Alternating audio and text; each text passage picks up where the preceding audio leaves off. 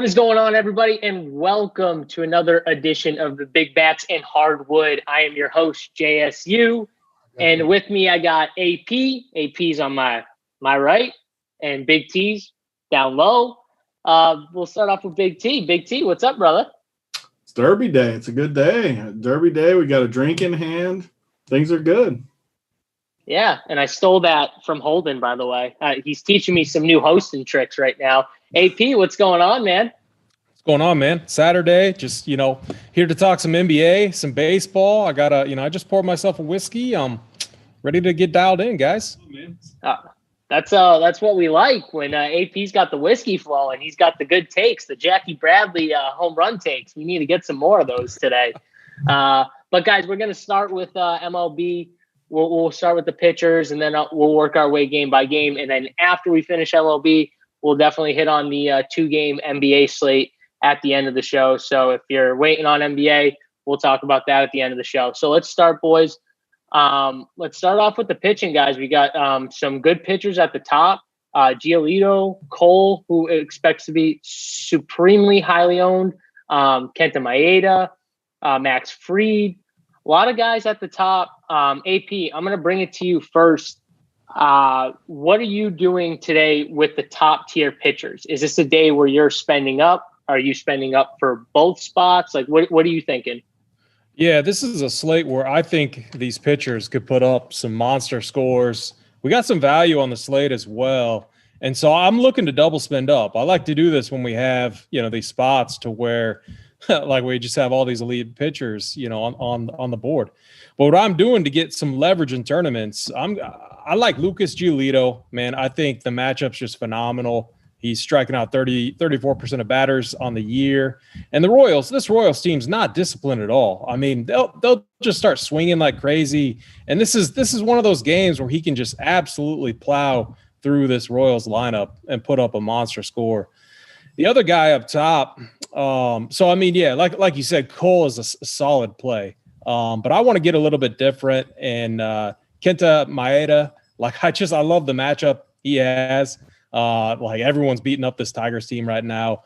And, he's throwing it really well this year. He's got a 30% K rate on the year. And I think one of the best matchups on the board. And, early on in the season, I didn't like picking on this Orioles lineup. I think you can. I don't want to talk anyone off Cole. I think he's a fantastic play. How I'm going to get different up top is by pairing those two, I think. All right. Maeda, he faced this Detroit team. It was almost a week ago. I think, Tony, me and you were on the show, I'm pretty sure, almost a week ago when he faced this team. And he had, decent outing, put up almost 20 DraftKings points. You always talk about you don't really care too much about ownership. If you like a pitcher, you can play two chalky pitchers because you can always get different with the bats. So is this a day where you're going to more get different with the bats and pay up for the chalk in Cole? Or what are you thinking at the top? Yeah, you said it perfectly. I never mind playing chalky pitchers just because I play such random hitters that it just doesn't matter. I want to lock in the pitching points. Today, and baseball for pitchers, I don't care about projections for hitters, but pitchers, I trust the projections more than probably most sports. And Cole is just clearly projected to be the top guy tonight. The only thing that worries me is he hasn't looked great. I mean, he went 5 innings the last 2 starts, 103 pitches both starts, and just didn't really look that good. But he did face Atlanta and Tampa Bay, 2 pretty good offenses. He's actually faced a bunch of good offenses. He's faced Tampa 3 times already. He's faced Boston, who is decent. He mowed them down. And at Atlanta, Philly, at Washington. I don't know. Maybe his numbers are a little inflated the other way because of how tough the matchups have been. Now he gets Baltimore. The projection pops off the page. I know he's going to be chalky, but I'm definitely just going to play him. And Maeda, I like him. I just worry about the pitches. So 91 pitches last time. He's been in the 80s every start except the no-hitter game where he was trying to throw a no-hitter into the 9th. I just don't think he goes deep. I mean, Cole's going to throw, let's see, 103, 103, 109, 107, 102. I mean, you're getting like an extra 20 pitches on average from Cole. I just don't understand why they're the same price. I don't get why Maeda is the same price as him. It just feels wrong to me. I could play them both together, but why would I play Maeda when I can just play Kyle Gibson, who we'll get to, at 6,200? Like, I don't know. Like, I'm playing Cole. I haven't really played Maeda, though. I just hate when these guys only throw 80 pitches. He's going to mow them, though. He is going to have a good start, but I just want that upside to be able to throw into the hundreds.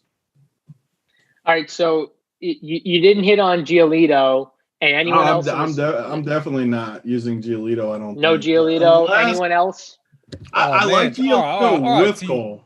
You gotta talk to me about this because Okay. I like the Cole. I like the Cole read. Okay, the pitch count there is definitely huge, but you don't like Giolito?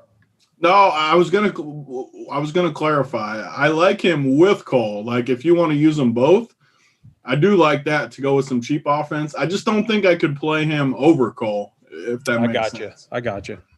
Okay, that makes sense. And anyone else in this 9K range, are you messing with, or is it more just like you want those guys at the top mainly, or just you're going down low? Yeah, I'm looking at all these guys. There's some tough matchups for some of these guys in this next range. I mean, even Woodruff at 8,700, tough Cleveland matchup. You got, just working my way down. I mean, Canning, no. The problem with this slate is we have studs that are awesome. And then we have, like I said, Kyle Gibson, 6,200 against Seattle in a good park, projection off the charts. And then you got this Detroit dude, Scooball, that his projection's pretty high for a dude 6,400. I'm either going up top or down low today for sure. That makes sense. AP, anyone else in this, 8, 9K range that you're looking at?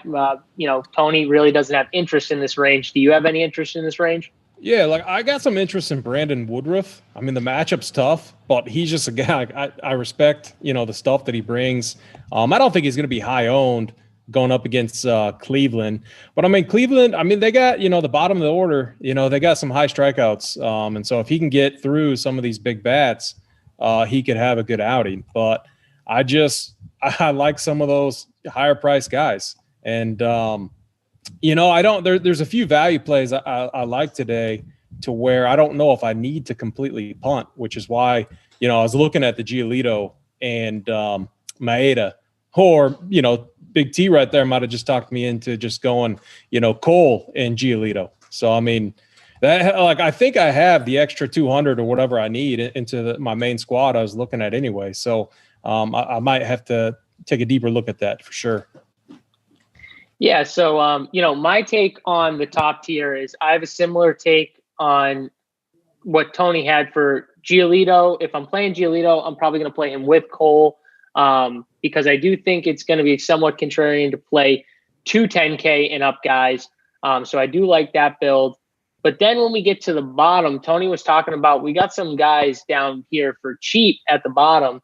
And I'm going to start with the Texas-Seattle matchup, because I think, in my opinion, I don't mind playing both these pitchers. You got Kyle Gibson, he's 6,200, and then Sheffield, who's seen this matchup once before. He's done well in it.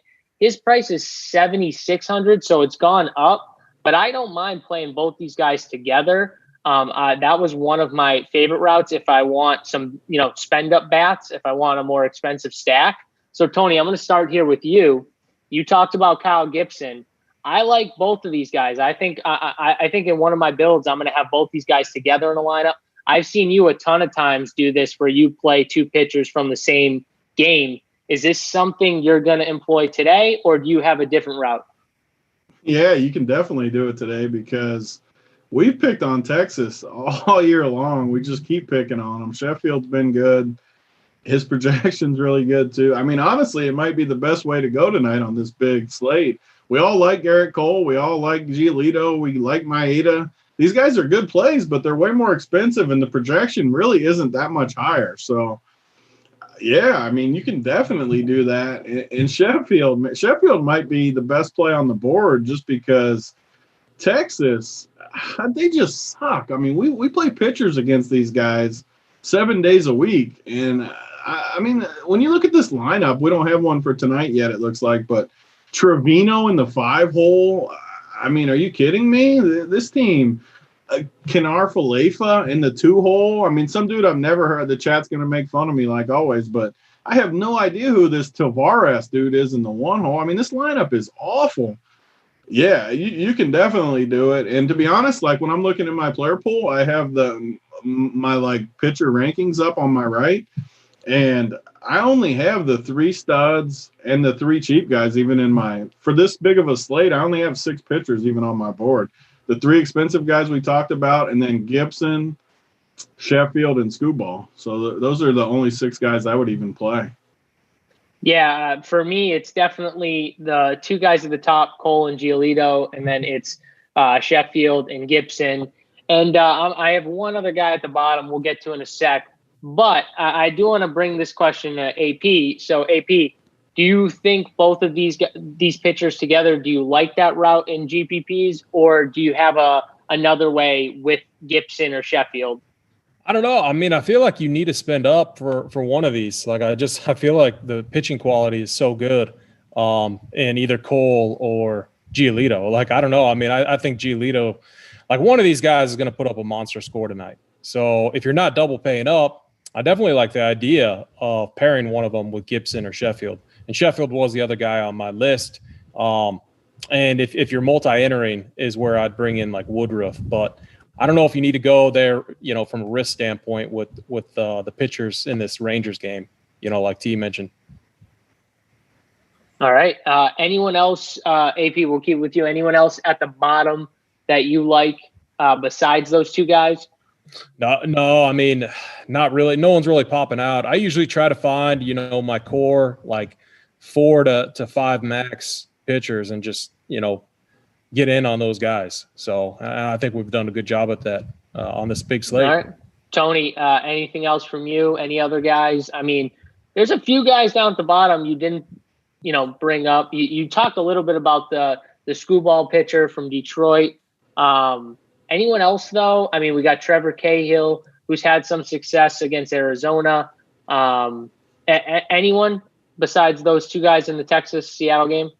I just don't think you need to go deep tonight, kind of like AP said, where these pitchers are so good. I mean, everyone that we've talked about, I think, is a good play on their own slate. So I think Skubal is going to be low owned, though, just because of how good these other plays are. No one wants to pick on Minnesota. No one's going to play him, but you got one of the best pitchers, Umps, too, is a nice little spicer to the thing, which he's for Maeda, too, obviously, in that game. But he's going to be low owned. He's talented. I mean, he's looked good. I mean, he struck out, 5 versus Cleveland, only 2 versus Minnesota. That is a little worrisome, though, that he just faced Minnesota a week ago. So it's back-to-back starts versus the same team. That always worries me a little bit with young pitchers. So maybe, I mean, that's why I like doing these shows, because sometimes I look at something I wouldn't have looked at, and maybe I'm off Skubal, even though he's low owned. I don't like it when these young dudes face good offenses back-to-back. It worries me. And to be honest, when we get to the stacks,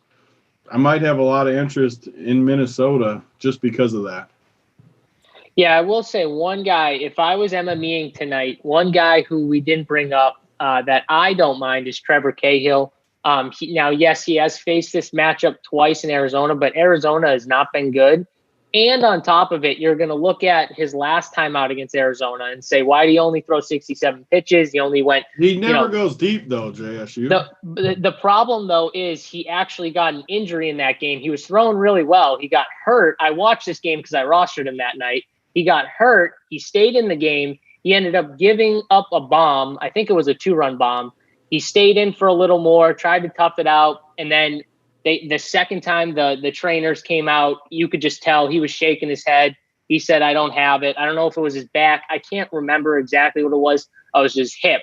So it was, back, hip, whatever it was. But that was why he came out early with 67 pitches. I do think he could do well in this matchup. That's all I'm saying. Tony's right. He doesn't go deep. He's probably going to want to deep. Like even like in past years, he just doesn't I don't know. I still think he has the 20-point upside at 6,600 again in this matchup. But you're right. I mean, he doesn't go deep. This is a 150 MME play anyway. This isn't like a one lineup play. This is if you're making a ton of lineups, I think personally. But I think we've hit the pitchers, guys. Let's move on to the hitters. We'll start off with the first game, Cincinnati Reds versus the Pittsburgh Pirates. Tony, I'm going to start with you here. You got anything from this? I'll start with Pittsburgh. Is there anything from Pittsburgh that intrigues you at all? So old Disco Stu, as we call him, he always struggled with lefties. Pittsburgh, though, man. This is gonna be the theme of the show for me. But this is a massive slate.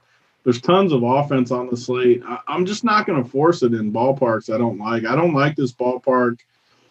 I don't hate the matchup both ways. Like, I kind of like the Reds offense a little bit. I like the prices on the Reds a lot. I mean, the prices like Shogo and Garcia and Tucker Barnhart down there, 7, 8, 9. Even Goodwin. I think Goodwin is pretty cheap too there. But I hate the ballpark, and it's just a massive slate. Like, there's so much offense. I don't want to play two offenses in this park.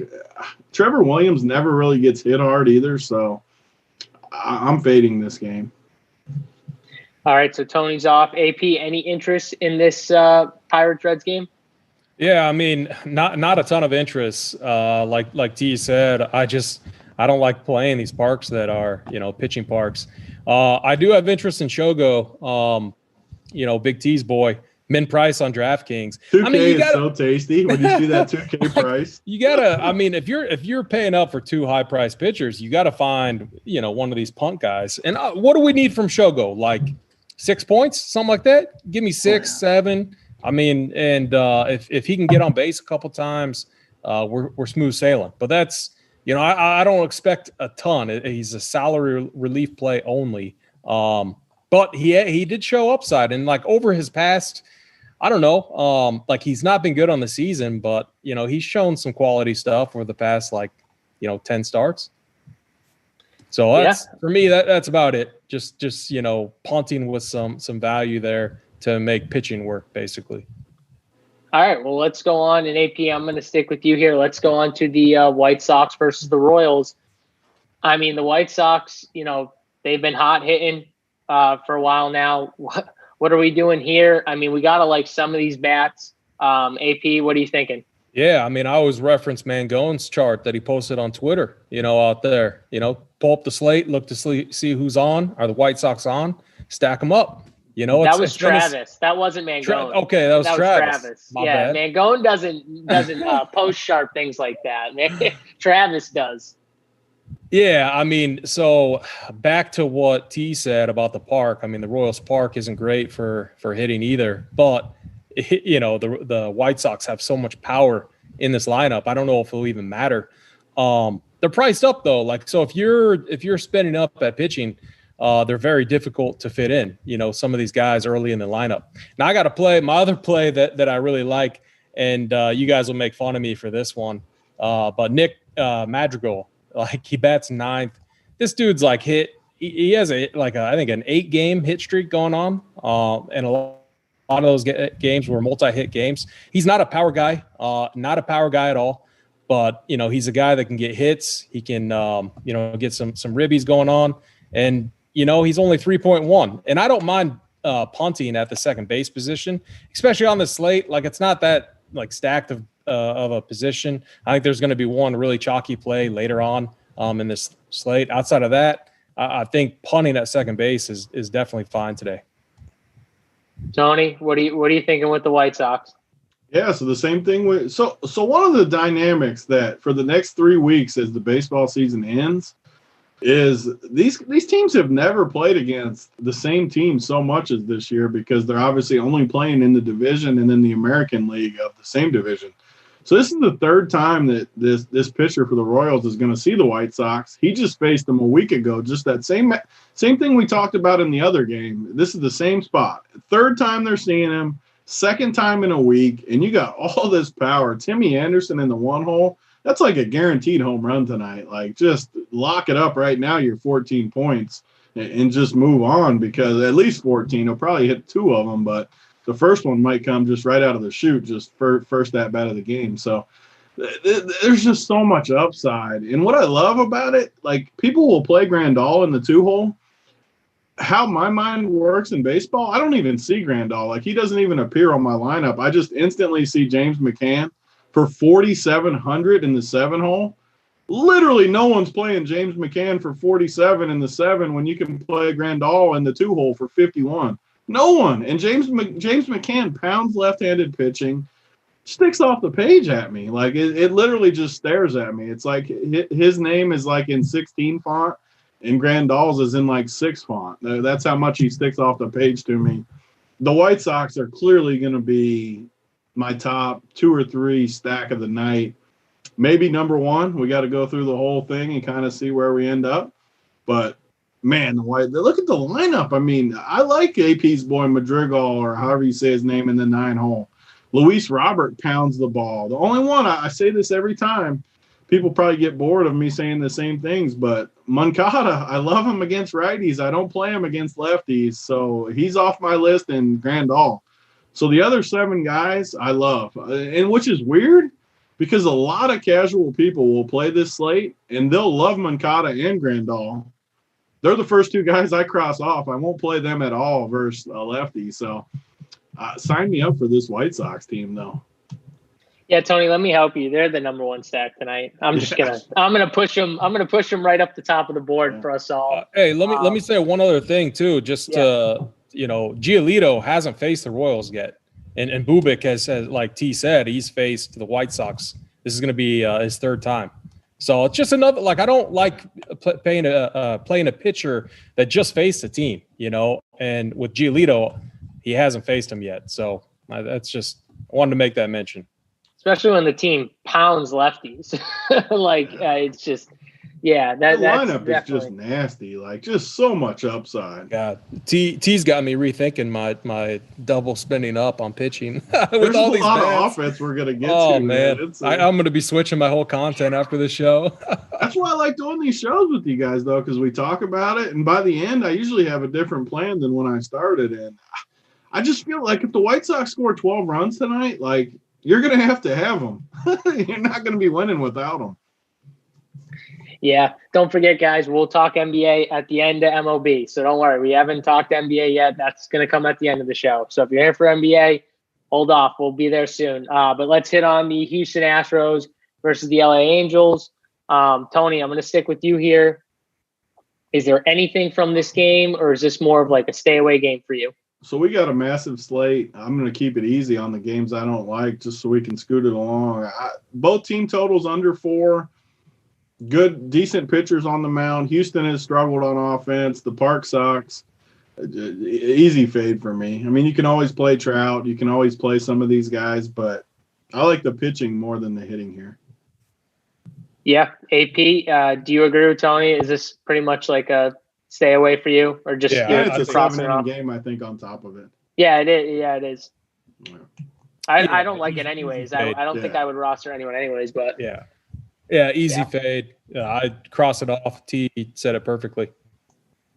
Yeah, on these big slates, I'll say this every single time, but I think one of the things people do always is they just try and stretch out to too many spots, and they don't try and keep stuff like a tight knit core of like your favorite couple stacks. Even MME players, like, I feel like they just want to reach for all these different plays, and it's just, you don't need to. Like, I still like to stick with a few stacks and just go all in on them, even if I was MME on a big slate like this, because a lot of people won't do that. They will just, try and get a little piece of everything, and I just feel that's wrong. Always. Why do people want to? I don't get it. Like, are they that scared to lose? Like, you can lose a week straight. No, like, that's what it is. That's 100% what it is. When you play a tight core, you're going to lose more than you would like. But when your core hits, you're going to have a chance to win all the money, which that's how I think you have to play baseball. Sure, you're going to – I mean, I don't – before last night, I hadn't cashed a baseball slate in like a week. Finally broke through last night, but it happens. Like, you're going to go through stretches where you don't cash. Yeah, no doubt. The best players go through those stretches. But, I mean, again, you're playing every day. You're going to go through those stretches when you play Especially every if you're single doing it day. like you said, where we're playing 3 stacks a night. Like, we're fading cores. The freaking Giants scored 26 runs. You're not cashing that night. It doesn't matter who else you got. Yeah, I agree. So, AP, that drink looks tasty. Is it going down smooth? Oh, it always goes down smooth, man. that's when you know we got the winners coming. Oh, He's got there's the no winners. chance we're losing today. Always undefeated when you have whiskey in hand. You're always undefeated. All right. So, AP, we're sticking here with you. Milwaukee Brewers versus the Cleveland Indians. This seems like a game where I'm just staying away. Anything from this game? Yeah, it's just another, like, the slate kind of just pans out, when I was reviewing it earlier, and then re-reviewing it, right before the show. It's just, I don't like 2 quality pitchers. I mentioned Woodruff, like playing him like in tournaments if you're multi-entering, but still there's other better options. And I don't want to attack Woodruff, and I don't want to attack Savale, or however you say his name. And so, yeah, I crossed this game off and I moved on. I mean, as T said, there's so many options, and what I'll occasionally do is look for like guys that are mispriced, and you always got to do that, but I'm not seeing that in this game. So I honestly, I'm not playing a single bat in this game. I should have got my pen and paper like Holden and started writing down all the names that we mess up. I'll remember that for next time, so I can keep. We should do that. The game going. I mean, Holden does it now every single show. He records every single name that everyone gets wrong. How do you say that guy's name? Good luck asking me. It's the wrong person to ask. The pitcher for the Cleveland Indians. I'm pretty sure. Savale. Okay, yeah, Is it Savale? Right. Oh, so you said it right. There you go. No, I'm just saying though, I got to get a pen and paper so I can keep the Holden thing going. I can't stop it just on the one day he's off. Tony, I think you're not going to have much interest in this game, but I will say, are they finding out that Naquin is a thing? Like, he's an actual thing down there? They bumped his price up to 3,400. Finally, DK figured it out. He's been 2,500 for the whole season, and he just keeps doing good, and they finally priced him up. I'm actually happy about it because, believe it or not, I don't love playing him every single slate. Like, I'm fine with it. If they're going to keep giving me 2,500 and 8% owned every single slate, I'm fine with it. But I don't, look forward to it. I'd rather him just be priced up and then I don't have to play him. So in this matchup, yeah, you don't have to play him. He's 3,400. So, yeah, he's still great against righties. He's going to be completely unowned, but I don't need him on this slate. It was definitely the double dong that pushed him over the edge, where they're like, all right, we got to bump this guy up a little bit. So, all right, let's be honest, you can almost just pivot to Josh Naylor. He's a similar Naquin, and he's the one that's been super low price now. So if you like that spot, yeah, play Naylor for 2,300. There you go. Another Tony one-off. All right, so we got Minnesota Twins and the Detroit Tigers. We've talked about both these pitchers, but Tony, I'm going to keep it here with you because you brought up you may have some interest in some Twins. So why don't you start on the Minnesota side and then anything from the other side after? So Minnesota gives us something that the White Sox didn't give us, where we have some guys that are a little cheaper, like this Rooker in the 4-hole is a stud. He's 2,600. He's going to hit a bomb tonight. He's going to be probably on every team I make just because of the price. I don't really know how you don't play him. He's just a really good play tonight.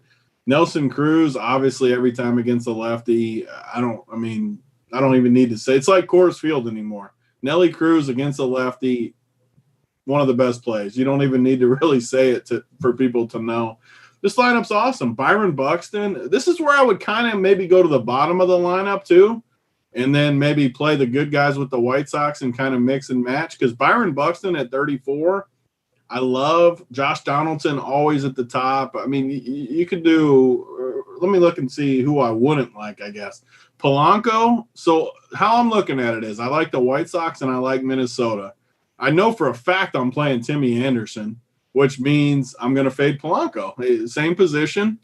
He's in the 1-hole. Sure, he's a good play. I mean, it's a good spot, but I like him better opposite side of the plate against right-handed pitching where he can hit lefty, obviously. So that makes it an okay fade. Donaldson, good play. Cruz, obviously. Sano, great play. Rosario, you want to talk about a guy no one's going to play? Lefty. Rosario, he's always hit lefties pretty good. Like him. I like the whole lineup except I won't play Polanco just because of Timmy Anderson. I probably won't play Rosario, even though I just said he's going to be low owned, just because of how strong the White Sox outfielders are. Like you got Luis Robert, I love. Eloy Jimenez, I love. Even Adam Engel at a super cheap price, I think you could play in that White Sox game. Nelly Cruz, obviously.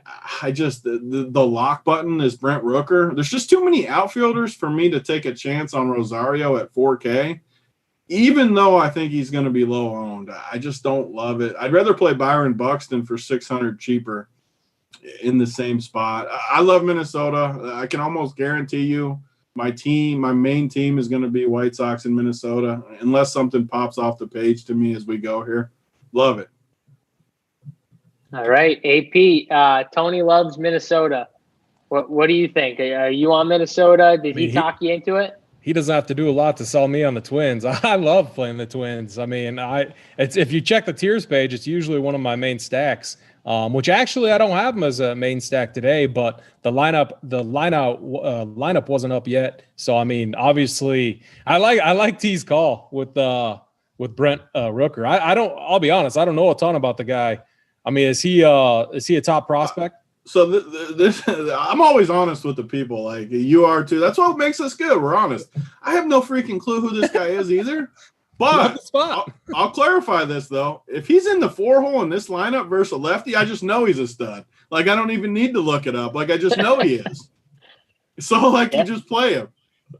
Yeah, I was sitting here Googling. Yeah, like it's just a guarantee. There's no way he's not a stud. Like it's just a fact. I love that call. I'm going to get in on that with you. For me, this was a clear pricing. You know, Josh Donaldson, Screwball. You know, he struggles versus righties, and Donaldson just smashes lefties. So I thought he's going to be chalky tonight, isn't he? I mean, you would think he's going to be somewhat chalky today. I'm showing like a 7% ownership project. That can't be right. There's like all the cash guys would. He's so cheap too, 3,700. I mean, I don't know. We got our guy Jerker in the chat. He said, "Dude hits bombs, Tony." So I mean, like I said, I just assumed he hit bombs when I see him at the 4-hole, so I'm just gonna go with it. All right. So anything from the Detroit side, or are we just kind of Minnesota? No, you can't. Yeah, you can't play. Stack up Minnesota. I love the plays that we talked about. I'm not as high on the lefties in this matchup. The righties are all in play. All right. Let's move on. We got Washington Nationals, Atlanta Braves. Atlanta has been real hot of lately. AP, we're going to start with you. What are we thinking with this Atlanta team? Do we like this Atlanta team at all? Yeah, I mean, this Fetty guy, he sucks, and Atlanta was definitely one of the guys, or one of the teams that was a main stack of mine. You know, Cunha right there in the 1-hole. I mean, he's 4,800 as well. You got to figure Atlanta is going to be pretty chalky too. I guess I think the chalk will go here, and I don't hate the bottom of the line, or at least Austin Riley. I don't know if I can play Camargo or whatever his name is. But, Duvall, Riley, I think all those guys are in plays as one-offs or in your stacks. I think if you're stacking this game, since it's going to be popular, I think you got to get a little bit different. Maybe start with Ozuna and then, stack it from there down, or start with Riley and go Duvall and then Acuna and some of these other big bats. But no, I love the Braves spot for sure. And I respect Max Fried. I don't want to play bats against him. So I'm off the Nationals team. Hey, Camargo was hoop. That wasn't me. I'll own up to the names I get wrong. Camargo was actually hoop. That was hoop. How do we say his name? Camargo. Camargo. You said it right. The chat was just someone told me to correct you because it's Camargo on this show when Hoops on the show. So, but it's that's Camargo, it. right? I mean, when AP's been right on all three of the names that have been controversial. AP, you're good. I'm not worried. I wanted to make that clarify that. I wanted to clarify it. Yeah. So, Tony, I mean, Atlanta's going to be popular, right? They have to be. They have to be one of the top stacks on the slate. Do you still like them, or are you taking a stand? No, so they've been – I mean, one of my biggest philosophies in baseball is play the hot teams. This team's been hot, and they're facing a terrible pitcher. The issue with them lies that I just like the White Sox and Twins more, but they're still a good spot. Like, you have to fade some spots. I agree 1,000,000% with AP where if I'm playing them, I think it's going to be my secondary stack, so it's going to be a 3-man or 4-man instead of the 5-man. And it's going to be the bottom. Riley's been on fire. Duvall's been on fire. And I always play Camargo against righties. He's 2,800. Nice source of salary relief. I think Atlanta, I could see that being like a really tasty stack, actually, as far as a secondary stack. Like play 5 White Sox, come back with 3 Atlanta guys at the bottom for a little salary relief. 6, 7, 8, 9. Because Markakis is only 3,500. So, I like 6, 7, 8, 9 from Atlanta. Great stack. If you like them more than the White Sox or Minnesota, no issue whatsoever. They're on fire. Free Money Freeman is a great play every single day. I should clarify, like I could definitely, when I make my teams after this show, if I land on Free Money Freeman, I have no issue ever playing him against this scrub pitcher. So, yeah. Tony, straight up, Free Money Freeman or Jose Abreu? Who are you taking? No, I mean, just like straight up, not talking anything. I think I'd take Free Money Freeman over anyone in baseball. So there you go. I play Free Money Freeman more than anybody. Like I play him. Like he gets you double digits every night. I like double digits on my teams. Yeah, I like it. AP, if you had to pick, is it Abreu? Is it Free Money Freeman? Straight up, you had to take one. And I'll say Abreu right now. Just because they've been on fire. I don't know how you can argue with either, honestly. That's what makes baseball so great, though, is like we could sit here and argue like, oh, no, I'd take Freeman. Oh, no, I'd take – like they're both great. Whoever hits the bomb is going to be a good play. Like it's just – it is what it is. Yeah, yeah. And because Abreu's gone through this like crazy stretch, a lot of people are just going to probably throw – his name out there automatically, but they're just so close. Like, I don't think there's a wrong answer, right, with that question. But let's move on. We got the Philadelphia Phillies versus the New York Mets. Tony, I'm going to keep it with you here. Anything from this game you liking, or is this a game where you're kind of just staying away? Yeah, I'm staying away. I mean, it's okay, but Spencer Howard's pretty talented. Lugo's fine. I mean, if it wasn't a huge slate, if this was a different slate, maybe you could talk me into it. But one guy, I always throw these random guys out. I think it's kind of what I'm known for in baseball. Against a righty, no one's going to play this dude tonight, and I might even play him just to have a random dude on my team. Neil Walker, 2,400 in the 8-hole, sticks off the page to me. He's always hit righties. He's so cheap. I mean, I don't know what it is about these crappy guys that I end up doing good with, but Neil Walker's a guy tonight that sticks off the page to me. All right, Neil Walker. That's a new one. So, AP, you like this game at all, or you just going to stick with Neil Walker as a crazy one-off? I mean, so, one of the first things I do is I like to look at totals. Then I like to look at the parks, and then I like to look to see who's on the mound. And I think it's a straightforward approach to take with MLB. And like, I mean, I'm not playing the Phillies side. I hate the total on their side.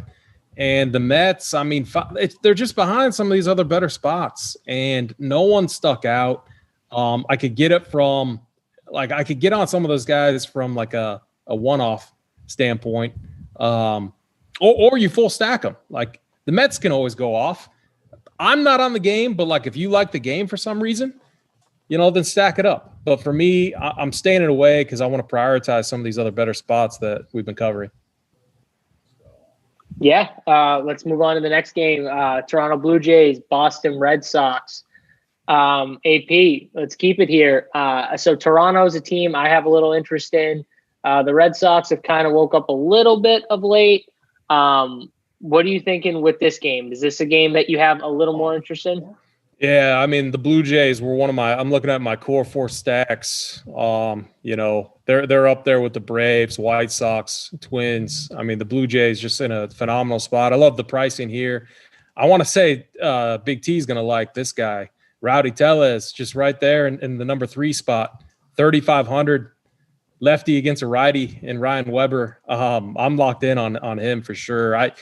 Like T said, Rooker's in all of his builds. Tellez is in all of my builds today. I love the spot for him, and he's a big bat. He can get us 0, but he can also get us 2 home runs. So, and he hit one. He's a momentum guy too. Hit one yesterday. I think he goes back to back and hits another one for us tonight. I mean, AP, you're leaving us without a Jackie Bradley, yes or no? Or you gotta tell me if I should play him tonight. You gotta. I think he's the best, one of the best. When you factor in price, I think he's one of the best plays at first base. That's if you're paying up for pitching. Jackie Bradley. Oh no! I'm talking about Tellez. I'm not on Bradley. You gotta tell me if I'm not on Bradley today. He did not. He did not. He's hitting the ball better though. Every time I'm on a show with you, you always give the Jackie Bradley call, so I had to ask specifically. All right, so he has a hit in like his last 20 games, except for like 1 or 2. That's pretty impressive for him. All right, I'm not on him though, so I wish I. So, are you on any Red Sox, or is it more just the Blue Jays side that you're on? More so the Blue Jays side. Okay, I agree with you. I think the Blue Jays are the much Sox, more intriguing side. They've been letting me down, man. I can't give them any more love. Just I don't like the lineup either. So, and the Blue Jays are decently favored against them. So, I like the Blue Jays side tonight. All right, Tony, what are you thinking here? Red Sox, Blue Jays. Do you have any interest in this game? Oh, man, just got beat up on that last race. It hurt my feelings while you guys were talking. 6 horse. Should we keep talking? You want to? No, it just ended. It hurt my feelings. But one guy that sticks off the page for Boston, another just random guy, but Munoz. I'm pretty sure this is the dude from the Cardinals that I like him. Chase Anderson is going to give up a few bombs. Munoz, he's 2,300. Another guy that's salary relief, eligible at 2 spots, shortstop and outfield. Sticks off the page to me. I like the Rowdy Tellez call too. Great spot, great price, in the middle of a loaded lineup. You could even put him with Travis Shaw. Even Panic down there, 3,300. Derek Fisher, 2,200. I kind of like Toronto a little bit in this spot. I always like these lineups that go lefty righty all the way down, lefty righty all the way down, because you can kind of sprinkle some guys in there and get a random stack. I'm probably not going to play Toronto because I'm only playing 3 teams. But man, if you play like 3, 5, 7, 9, even 1, 3, 5, 7, 9, all the lefties, there's no one playing that stack, and it's just such a good spot. They're all cheap. I like it. It's just you can only play so many teams. And so, yeah, I like Toronto a little bit, the lefties, and Munoz for Boston. Man, if you were thinking, how am I going to get a 2-pitcher build with the stud pitchers at the top, Tony just gave you like 4 one-offs that are all like 2K to like 2,800 that you could just easily plug in there. And it just makes it so easy to build your favorite and stack. People always wonder, why do you play this chalky pitcher and that? Because I'm going to play random dudes in my hitter spots to where it doesn't matter. Yeah, Just say this for example. This is in my head how it works for baseball. If I play Munoz and Neil Walker in the same team, there's no one that can have that team besides the people that are listening to me right now. No one will have that. So instantly, my team's different. Right? And how many are actually going to play both Munoz and Neil Walker out of the people that are listening to you right now? Even the people listening to you right now, they might pick one. I don't know if they're going to play both. Maybe they will. I don't know. There's 255 people in here. maybe there's a few crazy Big T guys that just play all of Tony's one-offs. Probably make some money if you do that. But let's move on. We got the Yankees and the Orioles. Orioles are the best hitting team in baseball, as Holden Kushner would say. I will never let him forget that moment. So, AP, what are we doing here? Is this a game where you have any interest in, I don't know, the Yankees? There's some cheap Yankee bats here. Any interest in the Yankees?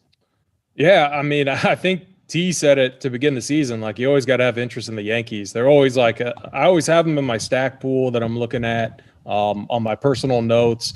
Yeah, I like Gary the Goat Sanchez today. I know T's going to like him as well. I think he hit a bomb yesterday, or the last time he was out. He's my favorite catcher today. I mean, when he gets going, it's always fantastic. And then, yeah, like I like the Yankees, but what I'm finding is I like them as a stack, but what I'm finding is I don't like the stack when I get going on it. I just think there's other spots. So I'm using it. I'm using the Yankees as a one-off spot. So I got Gary as a one-off tonight.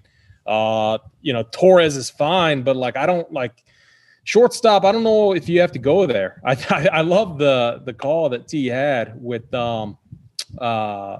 Munoz in that last game, or going up to Timmy Anderson.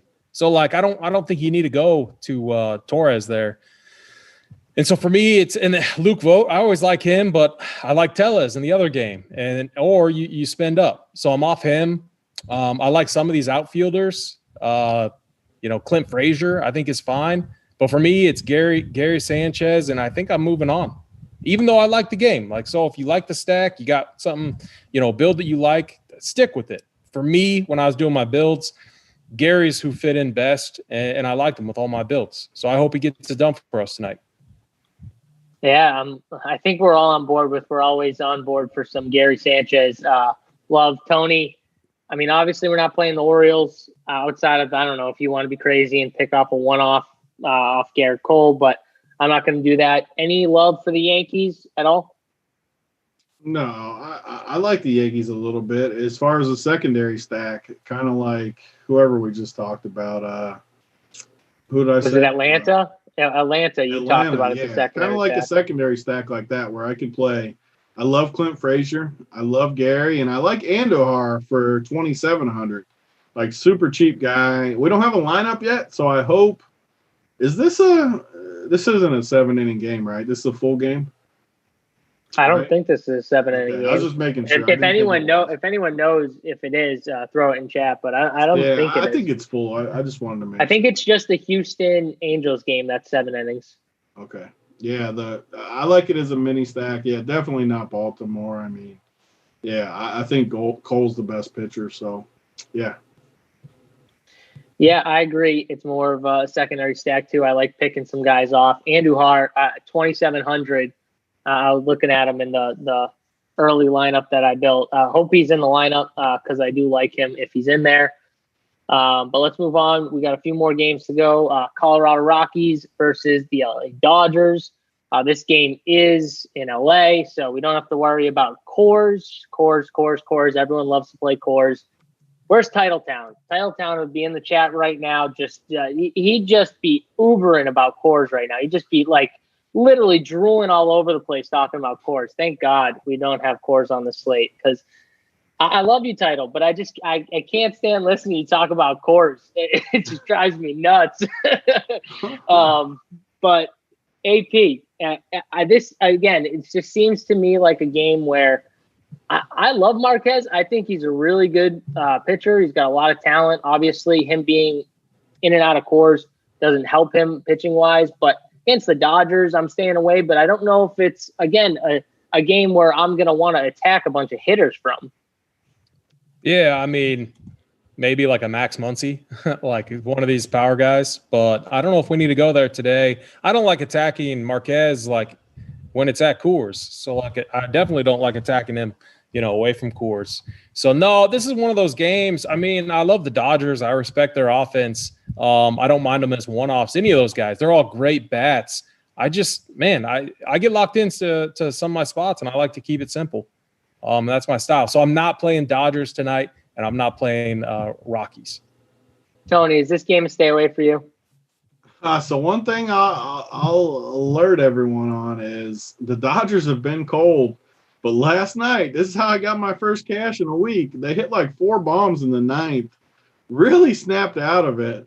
And now they face a pitcher that no one's going to want to pick on. And there's so many good spots on this massive slate. No one's going to play the Dodgers. And I'm playing 3 teams like I've played all season. I've done 3 teams every day for the most part. One of my teams is going to be the Dodgers because they got hot at the end of last night. I think they ended up scoring 10 runs.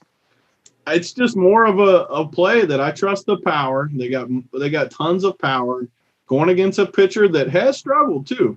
He's given up 5 runs, 3 runs, 10 runs his last 3 games. Something might be wrong with him. We might strike gold in this spot where we get them low owned and they score a bunch of runs because it's the Dodgers, and they might just break this slate on us. Again, I'm playing 3 teams. It's not my favorite stack. I definitely don't like it more than the White Sox or Minnesota, but it's a perfect 3rd team for me. Like as my contrarian type team that could break the slate, late team. I don't mind it. So, Tony, I hate to break your heart, but what? It looks like some of these projected ownerships that I'm looking at right now have the Dodgers as somewhat popular. What, I mean, even like, if so they're 10%, that's not going to bother me. I mean, yeah. I mean, I see them. They can't be like higher than 10%. Like they. I mean, you go look at some of them. I see them as like some of the most popular plays on the slate, which I don't understand. That makes no sense that they're more popular than the White Sox, the Braves. I don't. Yeah. How is that even? They do always get ownership though. Like they always end up like 10%. But if they're, honestly, I hope this is the case because I hope that they take ownership away from the White Sox and the Braves and some of these other teams that we talked about. The Twins. That would be the Twins. Yeah, I mean, if that's the case, I think that the Dodgers should be one of a lower owned stack, like you're saying. So it would make sense, but I don't know if I want to play them if they're going to be popular. But I get what you're saying. Marquez has struggled a little bit, but yeah. Let's move on though. Texas versus Seattle. Tony, I'm going to keep it here with you. This is easy for me. This is a pitcher's game. I'm staying away from the hitters. I like both the pitchers. Anything from either side, Tony? No, I mean, I don't think there's any way any of us are going to lie. I mean, I can't even, to be honest, I can't even see this game because I'm worked to the way to my bottom of my sheet, and all I see is Darren Ruff staring at me for 2K. Like, he's just barking at me right now. 2K, just staring at me. Like, I can't even focus. Can we get 3 at-bats? Probably not, but he's going to hit a bomb in one of the 2 at-bats he gets. Oof. God. AP, same thing. Is this a stay away for you? Yeah, definitely stay away. I don't like too many of these late games tonight. I hope the early ones get it done for us. It's crazy, but that's how it usually is for me. Well, I will say we've got Arizona versus San Francisco in the last game, and Tony, what do we got in this game? We got something in this game. It's a recurring theme with you, so I figured I'd let you talk about it. Yeah, and the best part about this is, so not only are my lefty mashers facing, oh my God, I was so busy staring at Ruff, I didn't even see Daniel Robertson at 2K. He's a lefty masher. Oh my, we got our 2-stud build right here, AP. The Giants. That's our 2-stud build. That's who's going to get it done. 2K too. I like it. Oh my God, the Giants might be my favorite stack. Daniel Robertson at 2K mashes lefties. Ruff at 2K. Oh, and he's second base. Second base is where we need to punt, man. Huh? Second base is where we need to punt. Second base sucks tonight. Well, we're playing Wilmer at second. That's easy. That's a free square. Wilmer? All right. Yeah. You can play Robertson at shortstop too, though. That's right. And Robertson. And what about Munoz? Yeah. We're just going to play him in the outfield. You can play him in the outfield. You can play him in the outfield, AP. I can't wait to play 2-stud pitchers with all these cheap guys we named off. But the Giants, and the best part about this is Bumgarner, his last 2 starts, which were a month ago, he gave up 6 and 7 runs. He's terrible. He's washed. the Giants have pounded lefties all year. Oh man, I found my two stud build right here. The Giants with some of these other cheap guys we've talked about. Sign me up. Yeah, I like it. AP, anything else on this game? Anything from the Arizona side, or is it more just some of these cheap Giants righties? I mean, I like T's call. I mean, why not? You'll be different. No one's going to own them. Wasn't it a couple weeks ago where the Giants shipped everything for us? Yep. Yeah. So we're going to replay it tonight. Yeah, I like that. Yeah. I will say, too, no one's going to play this guy, but I know, obviously, we like him versus the righty, but Brandon Belt has been on fire. And 3,900. He is 3,900. He's on fire right now. And if you're full stacking the Giants and not just taking the value, I mean, I don't know. I would play Brandon Belt in my stack just because I know for a fact that if I play Brandon Belt in my stack, I'm definitely going to be different from everyone else who's stacking the Giants up. So I think he's interesting as a contrarian play. But they got a ton of guys you could play. Evan Longoria at 4,100, then all the cheap guys. Yeah, I like the Giants. All right, boys. So let's get to the stacks, our favorite stacks. AP, I'll start with you. Give me your top 3 stacks. Yeah, so my top 3 stacks. Let me pull up my sheet here. I got to say the Braves, I know they're going to be chalky, is what it is. I like the Blue Jays, and let's go with the White Sox. I mean, they keep getting it done, so might as well. Yeah, Tony, what do you think? 3 favorite? Yeah, the White Sox, the Twins, and the Giants. Yep, and mine are the White Sox, the Blue Jays, and the Giants. We had one question I did want to hit just because it was kind of a strategy question. So Steve asked, can you discuss any strategy with stacking on large slates like tonight? So, Tony, I'm going to start with you. I've kind of already given my spiel on how I feel people just, stretch themselves out too much and they're not, somewhat a little tighter with their cores and how many stacks they use and stuff like that. On these large slates, what do you look for, like strategy-wise? Yeah, I mean, I just don't know why someone wouldn't full stack every slate, like whether it's short slate. I mean, sometimes if it's a really short slate, maybe I wouldn't just because whatever the case is. But on a full slate, like I don't know why you wouldn't. There's always a team that goes off and breaks the slate. Might as well have it. And again, I like playing. I don't think you need to double stack it. Sometimes there's these random +1s that I like. So I'm always going to full stack. I mean, 5, bare minimum 4, but probably 5 on DK. And then maybe a mini stack with it, maybe some +1s. But you just have the most upside. You stack, that team goes off, you have a chance to win a tournament. There's just no reason not. It's way harder to hit all the +1s. Even though I like my +1s, I mean, I don't want just +1s. I want the stack and then the +1s to get me over the top. Yeah, and you kind of answered the second question was, do you fill out your stack? Meaning, like, do you play 5 guys or try to? And the answer is pretty much, if you're not double stacking, like doing 4 and 4 or something like that, and yeah, I mean, you want to probably have 5 guys in your lineup. AP, anything else from you when it comes to stacking strategy-wise on these large slates? I mean, yeah, it just depends. Like if it's a chalky team, get different with the stack. Don't stack 1 through 5. Get different. Stack 5 through 9. I mean, or mix and match some guys. But on these big slates, get a very concentrated core. Find the guys you like and build in a bunch of guys around them.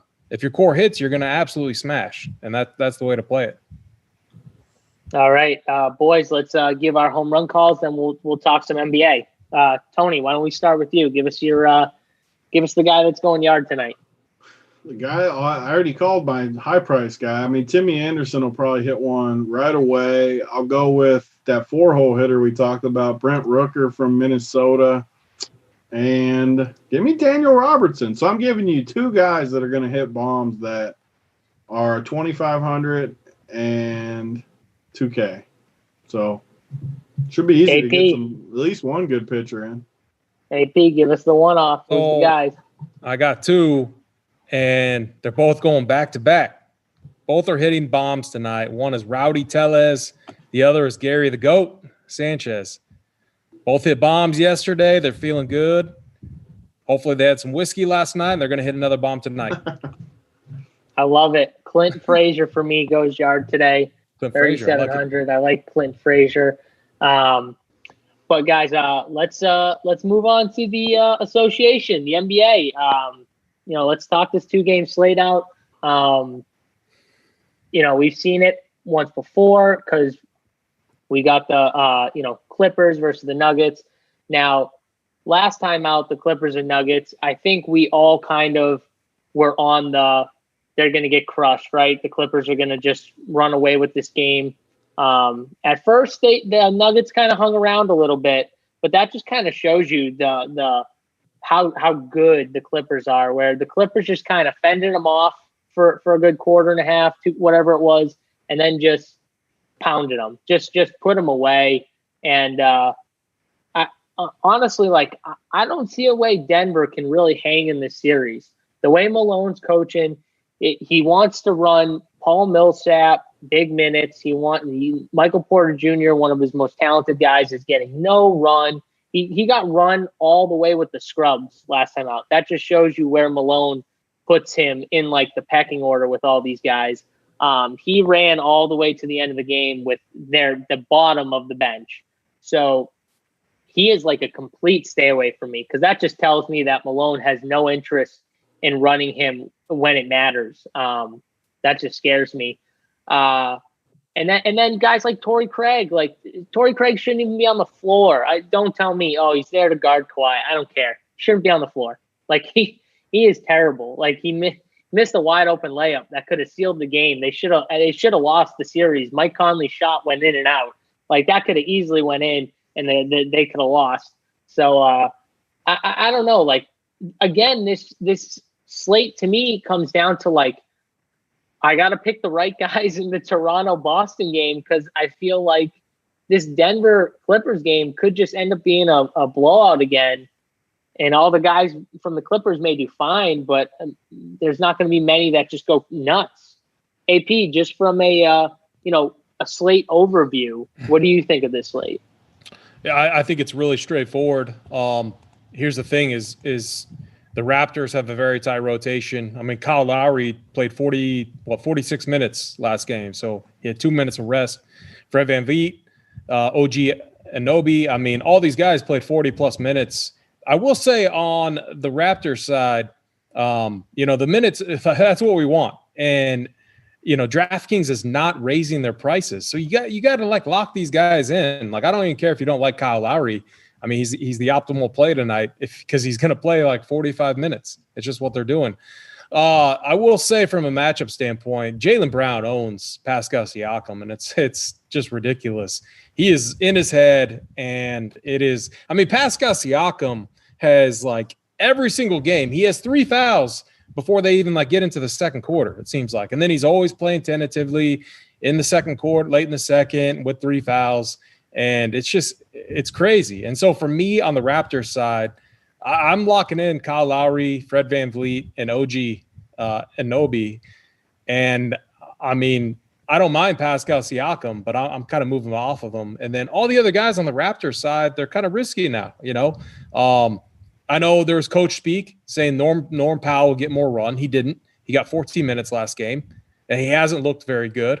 Their best lineup is those 3 guys that I mentioned. Those 3 guys have to play 44 minutes tonight if they want to try to beat this Celtics team tonight, And then, on the Celtics side, here's the issue with them. It's always 2 of these guys hit value, 2 usually bust or just barely hit value. So I think their side, I mean, here's the thing with the Celtics. They're more talented, and you got guys that can create their own shot and they can get into rhythm.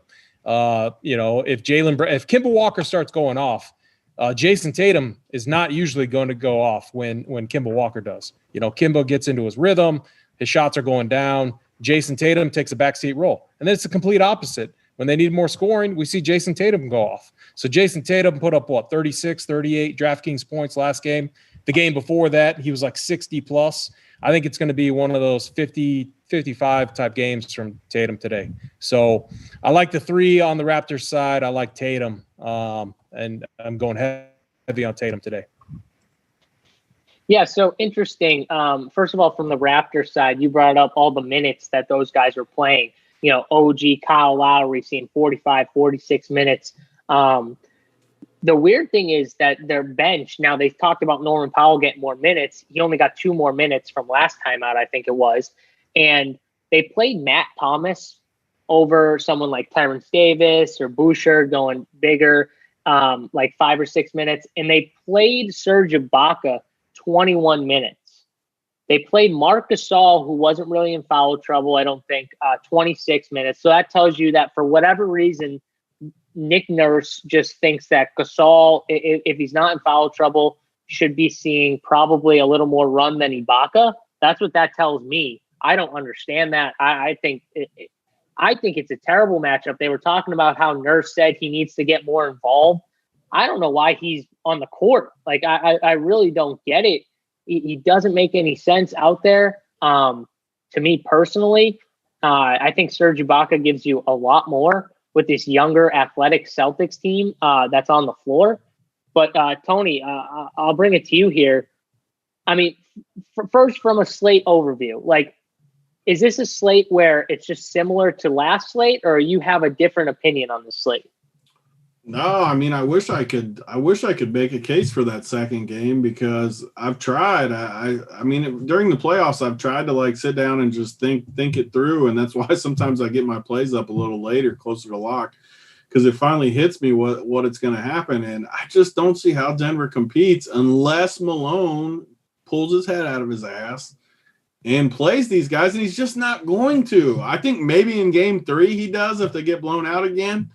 But I don't see it happening tonight. He's still going to play that crappy lineup with Torrey Craig and Millsap and freaking Gary Harris. And it's going to make me sick, and they're going to get blown out. And you can't – like, if there was anyone that I would make a case for, it would be Jamal Murray.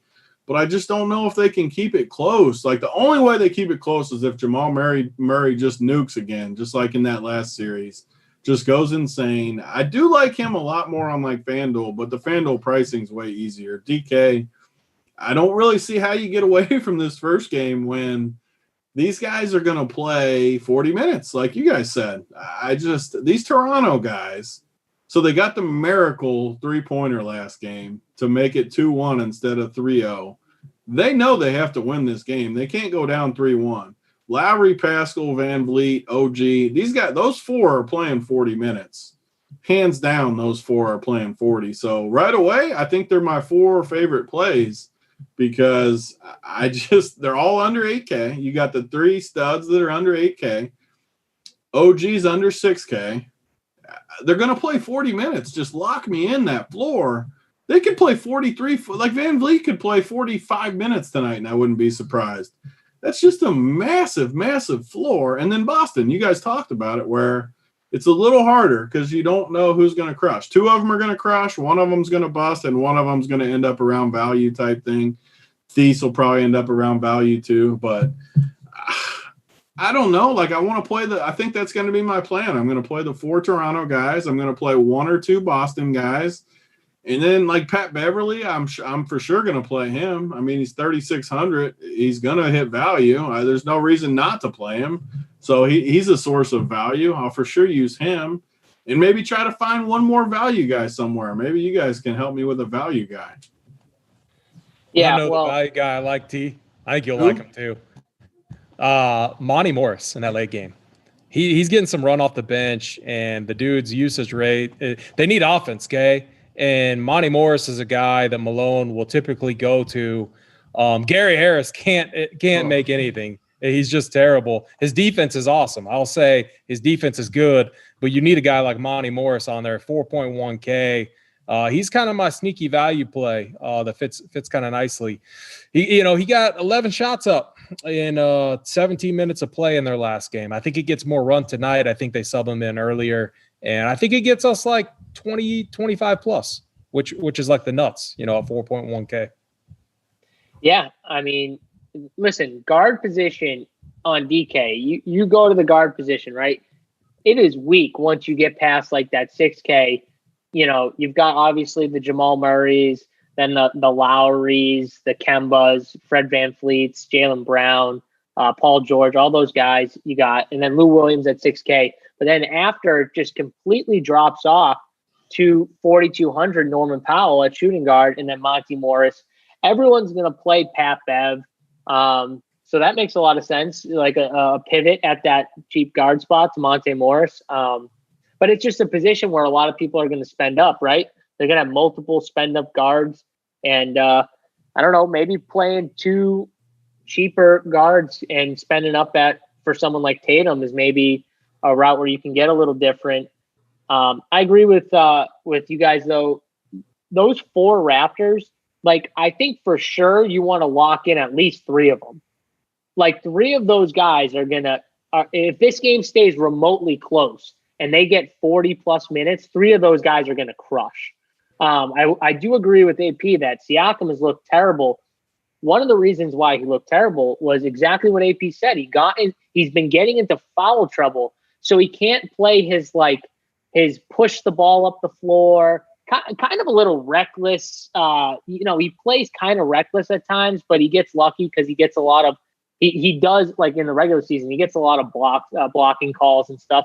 But they've been pulling charges on him. Like, they've been getting him, down there. He tries to post him up, and he just when he gets into foul trouble, he starts to not push as much, bang as much when he gets the ball in the block, because he doesn't want to get a charge, because he knows Smart and Brown, they're all waiting for him to kind of hit him hard enough where they can flop or fall. And so he's hitting him a little lighter. He's not getting deep enough in the paint. He's shooting that little hook, and it's short every time. You watch it, and it's always short. And that's why he's not getting deep enough in the paint for that shot that he's used to. So, like, Siakam to me is one of those guys. I could honestly see him be the one that blows the slate out, where he finally gets that monster game where he puts up like 50, and he's probably going to be the lowest of those four guys, right? I mean, Tony, who's the lowest of those 4 Raptors? Is it Siakam or is it VanVleet? I mean, I think it'll be Pascal. I mean, I think they'll all get ownership. So I don't know. Like, Pascal got it going in the second half. I definitely him under 8K. I think he has a good game tonight. That's because he wasn't in foul trouble going into the second half. He was in foul trouble in the first half. He made a few shots too. I don't know. Like, yeah, that's what's so hard about this series, though. Like, you can almost guarantee that 3 out of these 4 are going to crush, and 1 will probably bust. And I don't really know how you pick. Sure, you can make a case, but there's no way you for sure know. Like, one of them's just going to have a bad game, and the other 3 are going to crush. What if you lock in those 4 and only run it back with 1 Boston guy? The truth of the matter is you really don't have a choice if you run 4 of them. You can really only play 1 Boston. Like besides like this. I like that build, though. Honestly, I'm typing my core in right now, and I'm not going to give spoilers. You got to go over to Run Pure Sports, but I'm in that neighborhood in my core. That was my first route, and then I was just like, you know what? I'm going to lock in the 3, the 2 backcourt players, and then OG, and run it back with Tatum. Yeah. And I need one of those big games from Tatum's, though. If he gets me 30, 35, 38, I'm dead. I'm completely dead on a 2-game slate. I'll tell you, I think he's the thinnest out of the Boston guys, just because of the price and because OG's guarding him. I just think he's got the toughest matchup. Oh, no, I wouldn't worry about – I mean, OG is a great defender, but, I mean, this is Jason Tatum. Like, I think it's more that he takes a little backseat when Kemba's hot. Look at Kemba. He scored, like, 18 points in the first quarter or whatever it was? Like, something I don't know. It was something crazy like that, like 15, whatever it was. But, like, he was hot in the first quarter, cooled off a good amount in the second. But, like, I think it's more of, like, the first thing they do when they get up the floor is Kemba runs the pick and roll. If they kind of like step up to him, then Jason Tatum's turn or Brown, you know what I mean? Like, it's kind of like that where it depends on how the Raptors guard him. But I think Jaylen Brown is the guy you guys are just glossing over. I think he comes out and he is super aggressive tonight. I don't care what anyone says, he lost that game. And I talked about this with Tony on the phone actually the next day, but we talked about it before. You cannot give up a 3 in that scenario. You're up 2. A 3 is the only thing that beats you, and you're sagging in the paint to help on a 7-footer. Now, if they throw the ball up to the 7-footer and he catches it over his defender and he puts it up, the worst thing that happens is you go into overtime. You don't lose the game.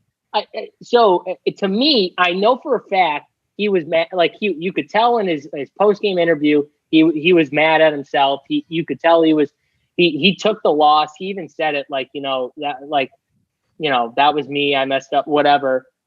He's going to come out aggressive tonight. I expect him to be super aggressive, taking the ball to the basket. He's already been shooting the 3 decent. I expect a real strong, kind of like how Kyle Lowry was just saying, screw it, I'm going to take the ball to the rim and just attack.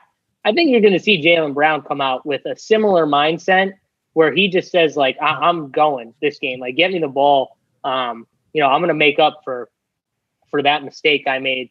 So I do like that. I do like him a lot. I think that a lot of people like Tatum's amazing play, but I hope that people will gloss over him with his price just going up and up and up.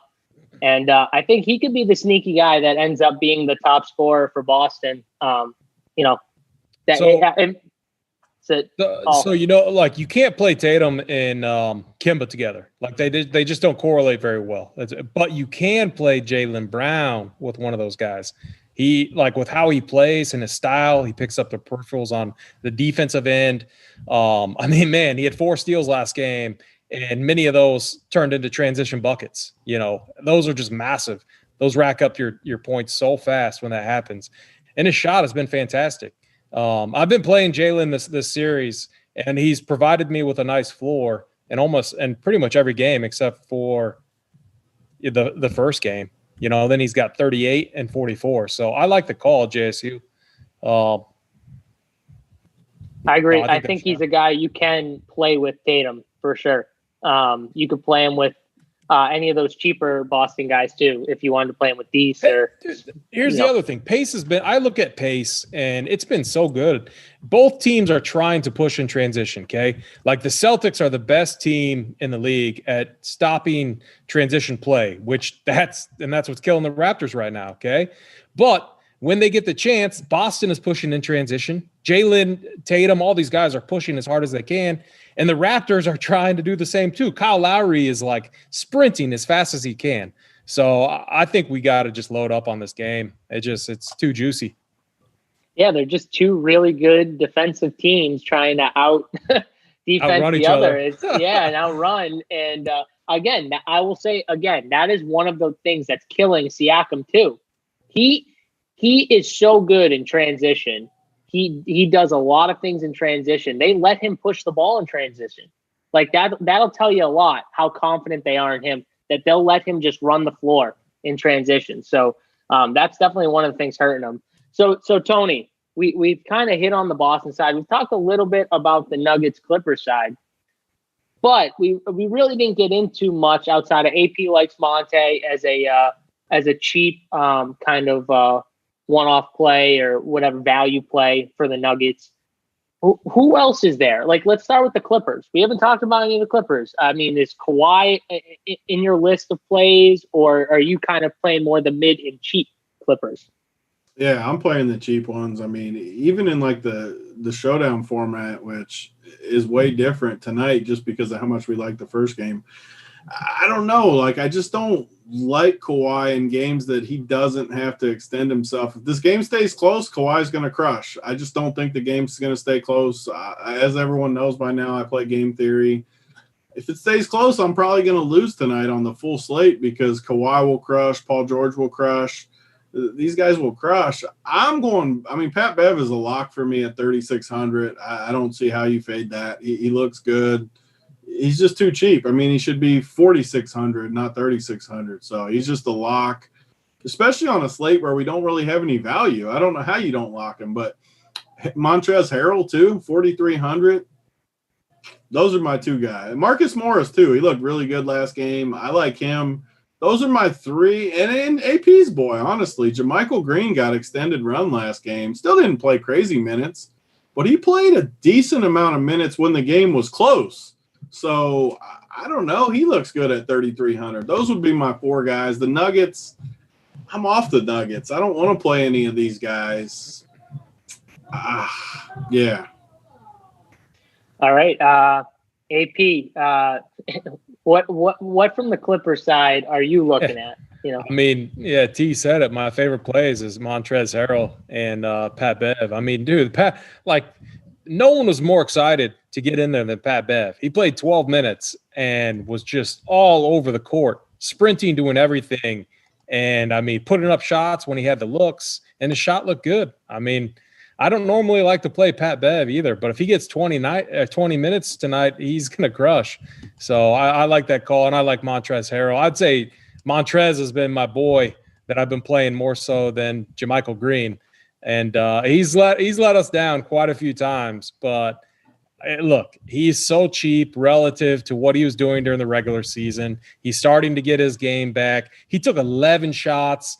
His usage rate went up. I mean, you gotta buy low on this guy. I like Montrezl Harrell over Ivica Zubac, or however you pronounce his game. Yeah. And I think Zubac's going to be the popular guy. I want more Harrell than Zubac.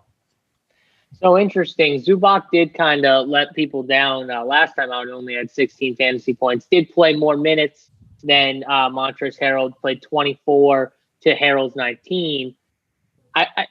Honestly, I really would have loved to seen that one game stay close so I could have gotten a real glimpse at what the Clippers would have actually done. Would Zubac, would he have stayed in the game at the end to guard Jokic, or would they have left Harold in for an extra 5 or 6 minutes and gave him that 24 minutes where they both kind of got an even split at center?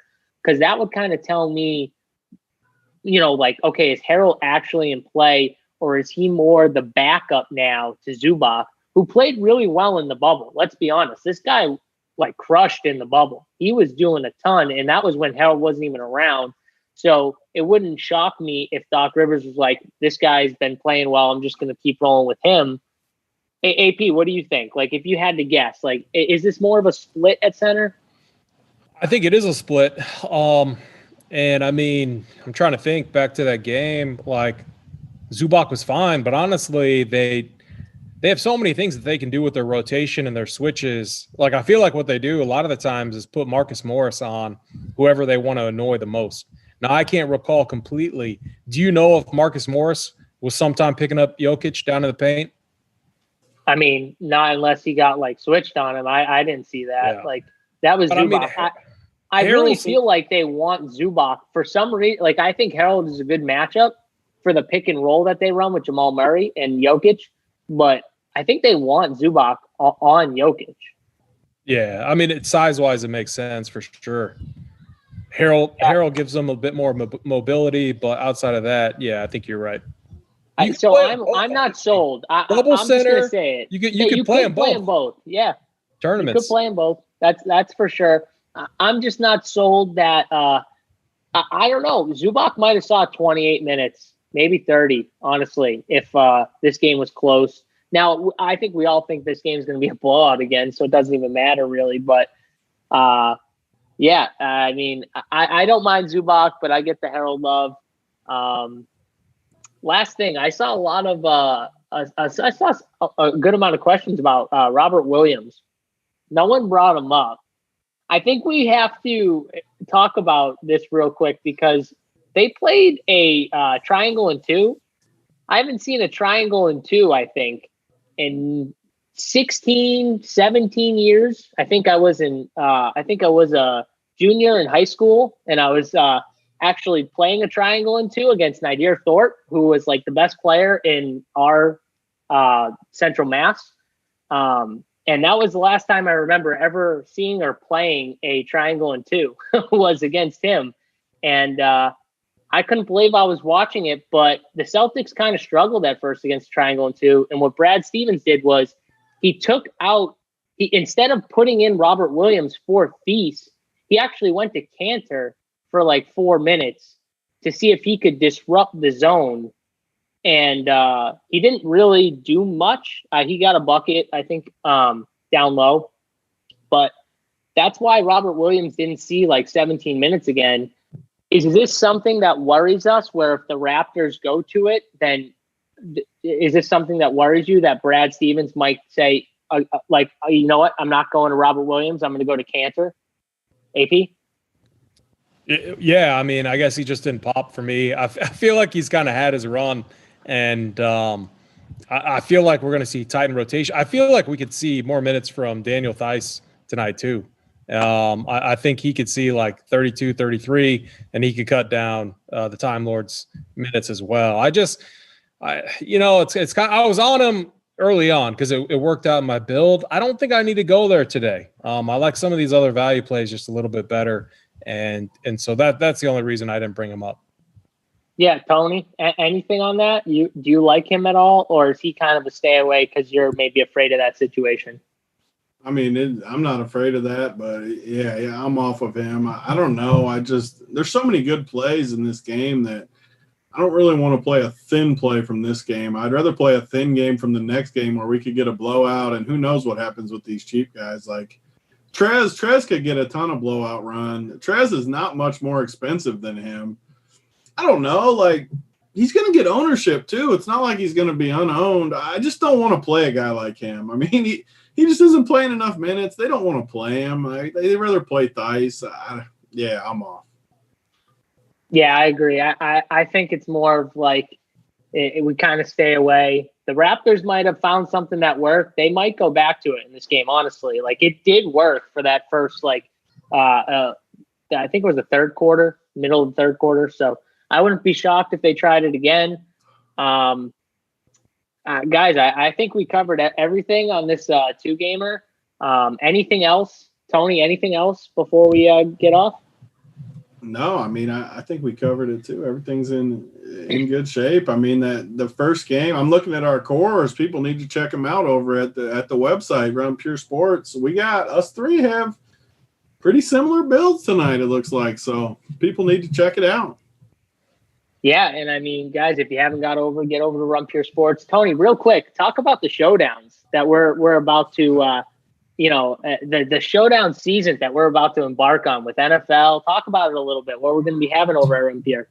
Yeah, so kind of like we've done or kind of like I did the last few years, we're going to bring the Run Pure this year, do a showdown video every night football game, basically Monday, Thursday, Sunday, plus the other big slates. If there's a Saturday showdown or something along the way, we'll do those too. The basketball big games too, we'll do that. We got it all going. Hoop's going to join me on most of them for the cash game breakdown, so we'll have a good tournament cash breakdown. Tons of write-ups. I know AP is going to do a bunch of the write-up things. We got all kinds of things going on for the NFL.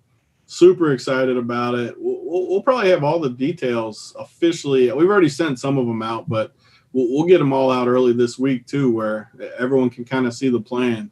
But, I mean, the first one's Thursday night, so we'll have good content up for that Millie Maker Thursday night, the first NFL game. We got the champs coming up, guys.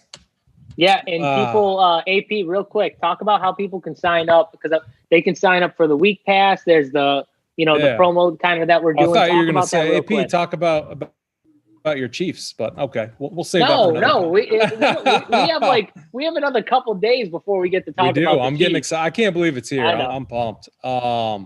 Run through that list. What do you want me to talk about again? No, just talk about how people can sign up. Forget about Mahomes for a second. Talk about how people can sign up and the deal we got going on until football. We got our price for life, $65 a month. Get signed up, lock that price in. We're going to leave it up basically. I mean, at the end of this, at the end of the first week of NFL. So then it changes. So get in now. We got a lot of other stuff coming out too. We got the showdown site that's coming up. We believe it'll be live on Wednesday, where showdown specific content will be on its own site. If you're a member, it's going to be extremely easy to navigate between the two. And yeah, we're coming out with new stuff all the time. The bet side is crushing, and we're gonna crush NFL. I'm pumped. We got to talk about something here real quick. I gotta go because we got a ton too, but I got to bring this up before we get off. So all year for the last 2 or 3 years, I've just pounded the Giannis sucks bandwagon. Everyone freaking railing on me. 4 games last year, 0-3 this year playing. I mean, who cares about the Orlando series? I don't care. Who cares about the Pistons series last year? I don't care. 4 in a row to Toronto last year, out. 3 in a row to Miami, and now, right as we're getting off, it pops up on my screen. Giannis questionable tomorrow. Don't you dare sit out tomorrow, Giannis. Don't you hide from me. Too. They're trolling you right now, Big T. We're not going to get a fake injury, boys, are we? Is he going to just quit? I mean, I saw that too. I was laughing. Oh, no, Giannis. Oh, don't quit. Don't Big T's about to be sending gifts of him riding. They're going to get swept too. Riding around the Kenny Powers gift of him riding on, what was that? The jet ski or whatever. So that's going to be Big T right now, riding on the jet ski with the Giannis. Don't let him sit. I'll be unbearable on Twitter if he sits. Oh, come on, Giannis. That's good, though. That's it. We want to see it. But yeah, guys, check us out over at runpuresports.com. That's going to do it for us. Me, JSU, Big T, AP. We'll see you